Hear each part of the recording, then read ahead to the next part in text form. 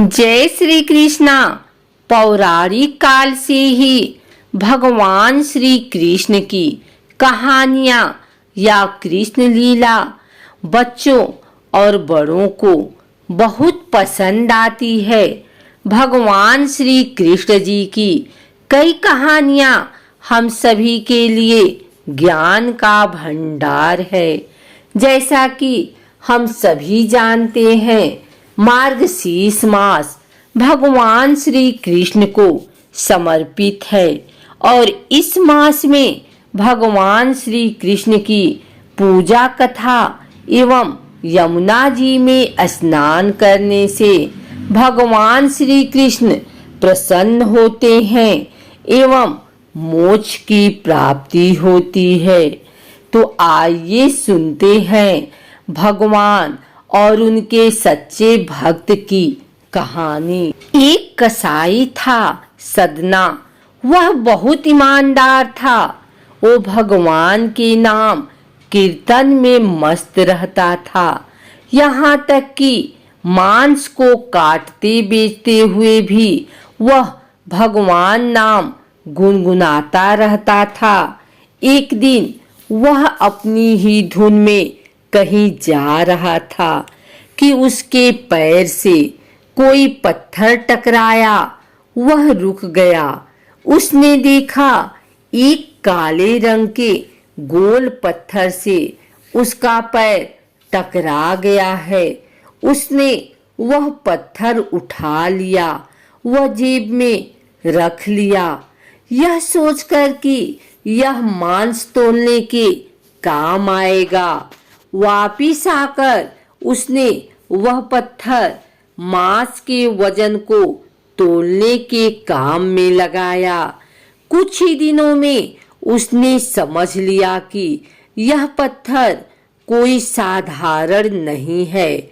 जितना वजन उसको तोलना होता, पत्थर उतने वजन का ही हो जाता है। धीरे धीरे यह बात फैलने लगी कि सदना कसाई के पास वजन करने वाला पत्थर है।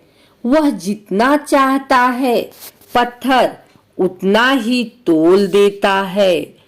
किसी को 1 किलो मांस देना होता तो तराजू में उस पत्थर को एक तरफ डालने पर दूसरी ओर 1 किलो का मांस ही तुलता। अगर किसी को 2 किलो चाहिए तो वह पत्थर 2 किलो के भार जितना भारी हो जाता। इस चमत्कार के कारण उसके यहाँ लोगों की भीड़ जुटने लगी। भीड़ जुटने के साथ ही सदना की दुकान की बिक्री बढ़ गई। बात एक शुद्ध ब्राह्मण तक भी पहुंची। हालांकि वह ऐसी अशुद्ध जगह पर नहीं जाना चाहते थे जहां मांस कटता हो व बिकता हो, किंतु चमत्कारिक पत्थर को देखने की उत्सुकता उसे सदना की दुकान तक खींच लाई। दूर से खड़ा वह सदना कसाई को मीट तोलते देखने लगा। उसने देखा कि कैसे वह पत्थर हर प्रकार के वजन को बराबर तोल रहा था। ध्यान से देखने पर उसके शरीर के रोंवे खड़े हो गए। भीड़ के छटने के बाद ब्राह्मण सदना कसाई के पास गया। ब्राह्मण को अपनी दुकान में आया देखकर सदना कसाई प्रसन्न भी हुआ और आश्चर्यचकित भी। बड़ी नम्रता से सदना ने ब्राह्मण को बैठने के लिए स्थान दिया और पूछा कि वह उनकी क्या सेवा कर सकता है। ब्राह्मण बोला, तुम्हारे इस चमत्कारिक पत्थर को देखने के लिए ही मैं तुम्हारी दुकान पर आया हूँ। यूं कहे कि ये चमत्कारी पत्थर ही मुझे खींचकर तुम्हारी दुकान पर ले आया है। बातों ही बातों में उन्होंने सदना कसाई को बताया कि जिसे पत्थर समझकर वो मांस तोल रहा है, वास्तव में वो शालिग्राम जी हैं, जो कि भगवान का स्वरूप होता है। शालिग्राम जी को इस तरह गले कटे मांस के बीच में रखना व उनसे मांस तोलना बहुत बड़ा पाप है। सदना बड़ी ही सरल प्रकृति का भक्त था। ब्राह्मण की बात सुनकर उसे लगा कि अनजाने में मैं तो बहुत पाप कर रहा हूँ। अनुनय विनय करके सदना ने वह शालिग्राम उन ब्राह्मण को दे दिया और कहा कि आप तो ब्राह्मण हैं, अतः आप ही इनकी सेवा परिचर्या करके इन्हें प्रसन्न करें। मेरे योग्य कुछ सेवा हो तो मुझे अवश्य बताएं। ब्राह्मण उस शालिग्राम शिला को बहुत सम्मान से घर ले आए। घर आकर उन्होंने श्री शालिग्राम को स्नान करवाया, पंचामृत से अभिषेक किया व पूजा अर्चना आरंभ कर दी।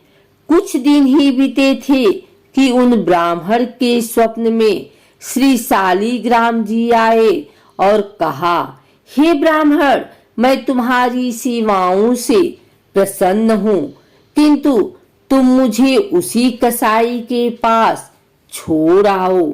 स्वप्न में ही ब्राह्मण ने कारण पूछा तो उत्तर मिला कि तुम मेरी अर्चना पूजा करते हो, मुझे अच्छा लगता है, परंतु जो भक्त मेरे नाम का गुणगान कीर्तन करते रहते हैं, उनको मैं अपने आप को भी बेच देता हूँ।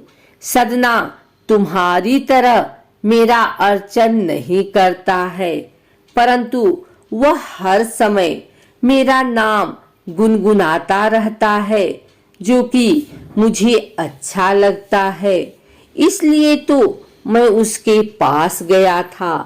ब्राह्मण अगले दिन ही सदना कसाई के पास गया, उनको प्रणाम करके सारी बात बताई व श्री शालिग्राम जी को उन्हें सौंप दिया।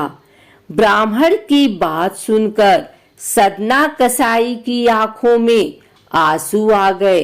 मन ही मन उन्होंने मांस बेचने खरीदने के कार्य को तिलांजलि देने की सोची और निश्चय किया कि यदि मेरे ठाकुर को कीर्तन पसंद है तो मैं अधिक से अधिक समय नाम कीर्तन ही करूंगा।